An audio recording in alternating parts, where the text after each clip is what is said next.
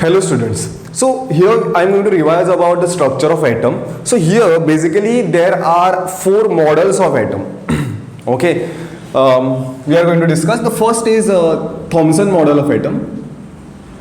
Thomson model. Okay. Then we are going to discuss Rutherford's model. Rutherford's model. Then third is Bohr's model.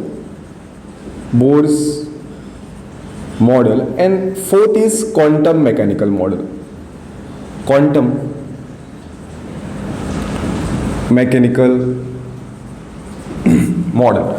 So I'll just give you a brief idea about what these models were. The first was a Thomson model. He gave an idea like atom is like a watermelon. What he said is that one thing he said is atom is spherical. Then the other thing what he said is that positive charge is uniformly distributed like a red part of the watermelon, and the electron is embedded in the like seeds. Okay, like the seeds are there embedded in the watermelon. Same way the electrons are embedded that way. But that model was a failure. Later, but what we can say is that what is still true is that Thomson said that atom is spherical in shape. Okay. Next is Rutherford's model. Rutherford's model said that the nucleus, the maximum part of the nucleus, maximum positive charge is concentrated at the center, and maximum mass of the atom is concentrated at the center. That is what we call as a nucleus, and the electrons revolve around the nucleus in a circular orbit. But somehow he was not able to prove why those electrons are like how the stability of the nucleus. What he was not able to prove is the stability of the nucleus. In short, that is what we can say. But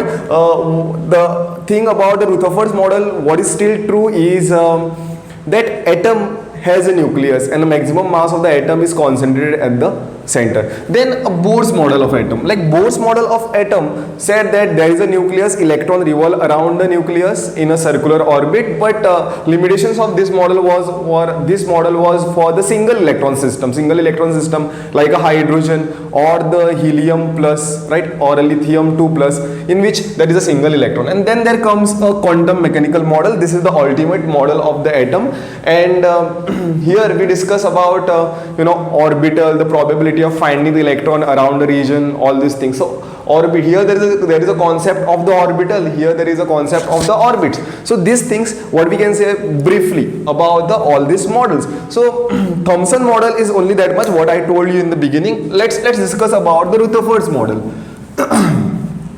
So second is Rutherford's model. He said that according to him that nucleus is where the maximum mass of the atom is there, right, and the positive charge, it has a positive charge, right, and maximum space in the atom. The main postulate of the main conclusion of the Rutherford model was that maximum space in atom is empty. Okay, he did alpha scattering experiment, and that is how he found that there is a nucleus which is present over here, and which is, or a maximum mass of the atom is concentrated at the center of the atom. The second thing what was given by the Rutherford was distance of the closest approach. He gave a formula for the distance of closest approach,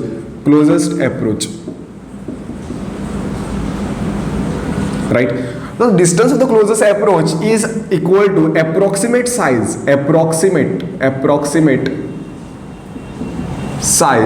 of the nucleus. Okay, means what was the experiment? There was atoms over here, thin sheet. In this case there was a thin sheet, and this was the particle of the alpha particle. This is alpha particle, like maximum possible distance it can go, and this distance of the alpha particle, and this distance is called as R minimum. R minimum is the distance of the closest approach. That is what he found, and the distance of the closest approach was given by formula that R minimum, will write R minimum is equal to kz E square by R E square by kinetic energy, right, kinetic energy of the alpha particle. Means he bombarded, right? There was a bombardment of the alpha particle, and the maximum possible distance, like since it is a positively charged alpha particle and the nucleus is also positively charged, so this is the maximum distance it can go closest to the nucleus. That was considered to be a approximate size of the atom. But here what we can say is that, what we can conclude is that R minimum could be also written, R minimum could be also written kz e square half mv square. Like this is the mass of the alpha particle and velocity of the alpha particle. That is what it means. So it is inversely proportional to the velocity of the alpha particle, right? So let's take one problem and we'll understand this. Let's take one problem and we'll understand this. Calculate approximate size. Calculate the approximate size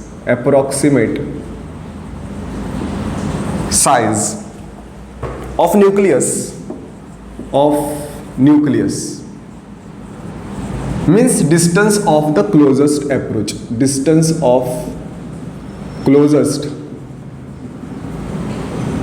approach. Okay, when alpha particle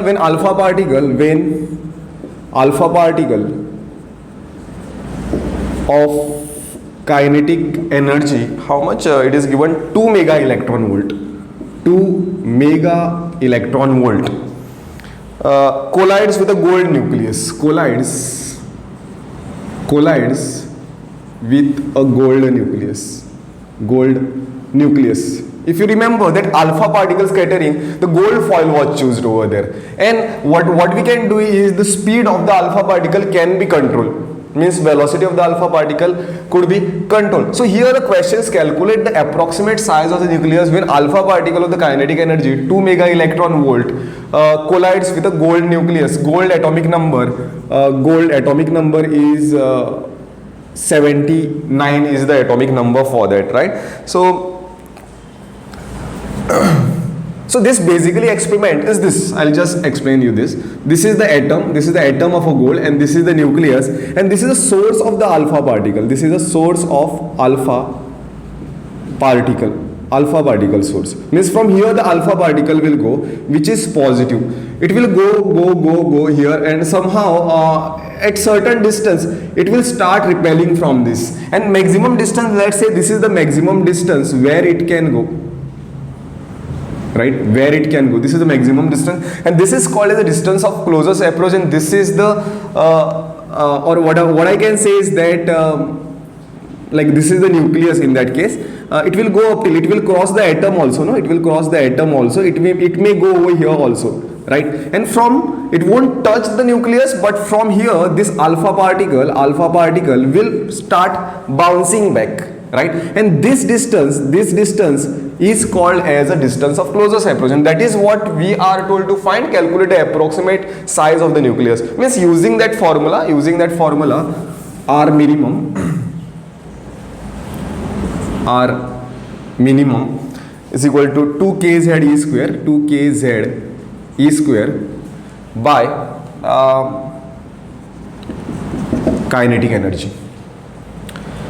So kinetic energy is given in megavolt, right? Mega electron volt. So this is 2, this is 9 into 10 raised to 9. This gold, this is 79, and charge on the electron, magnitude I have to take, that is 1.6 into 10 raised to minus 19, the whole square, and the kinetic energy was in mega electron volt. See, this is in electron volt. So 1 electron volt is equal to 1.6 into 10 raised to minus 19 joules, right? I want this to be in joules, then only I will get a distance over here in meters, right? So here I am converting that mega electron volt. First I'll convert that mega to electron volt, that is 2 into 10 raised to 6 electron volt, right? And electron volt also I am converting to what? Joules. So I will multiply 1.6 into 10 raised to minus 19, right? So what will happen? This one and this will go. We can take this approximately 79. We can take this approximately 79, and if you solve this, the final answer should come to 1.15 into 10 raised to minus 13 meter.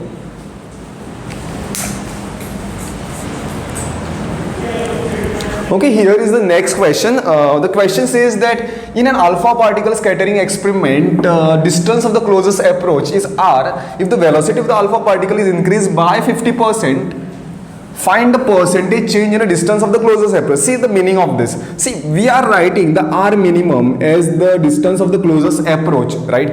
This is equal to 2 kz e square by kinetic energy, right?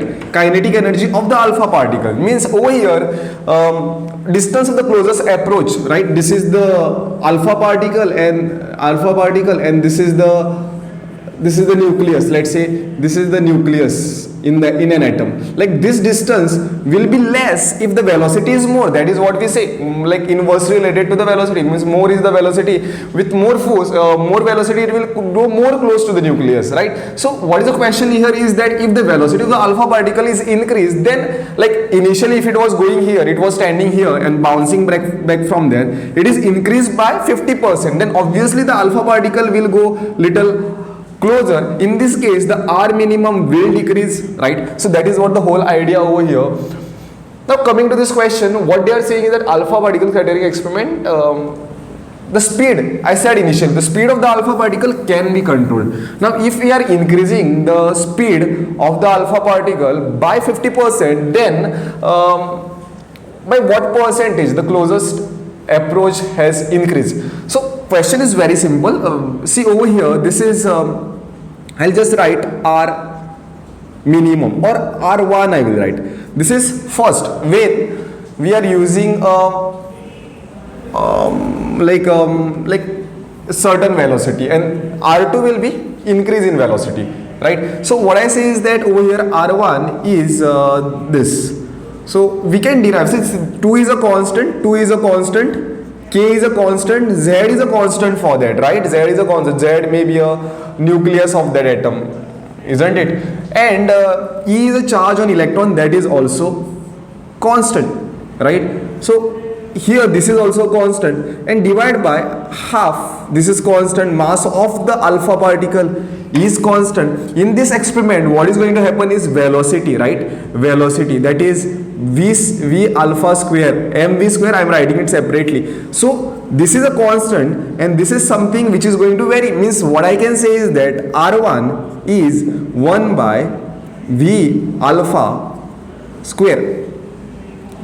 Okay, we can say this way, or I will say this to be v1 square. Now we know that velocity is of the alpha. This is what a relation I can draw, right? So the other relation means this is a constant, no? So what I can write is r1 by r2 is equal to v2 whole square upon v1 whole square, right? So therefore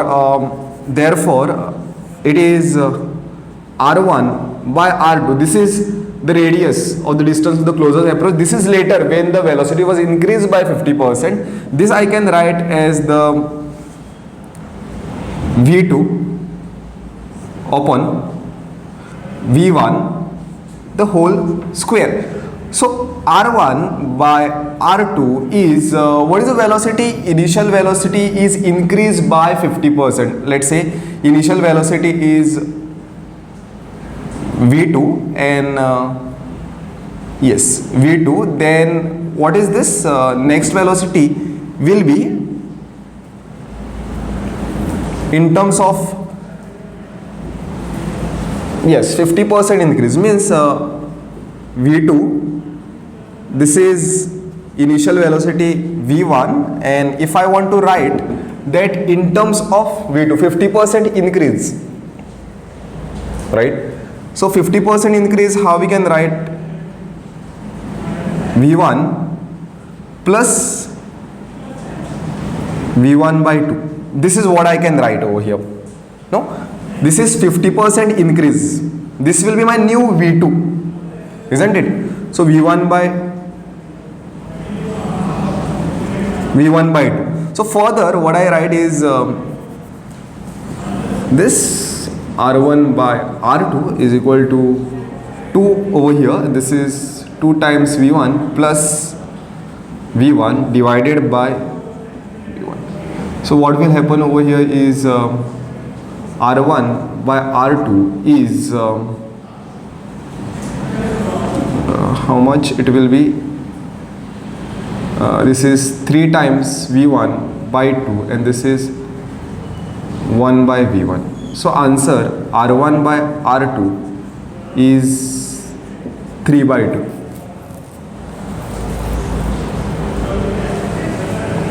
Yeah, we found this. The purpose over here is we are finding we are getting R1 by R2 to be 3.5. So R2 will be what? R2 is 3 by 2, or R2 I will write 2 by 3 times R1. So this is a new radius. Okay, this is a new radius which is 2 by 3 of the earlier radius. So percentage, how do we find percentage distance? Percentage will be what? The initial was R1 and the new distance, or new distance is this, yes, new distance is this 2 by 3 R1 divided by just R1 and multiplied by 100. So 2 by 3 multiplied by 100, how much this comes to? This is 200 divided by 3. 200 divided by 3 comes to 7.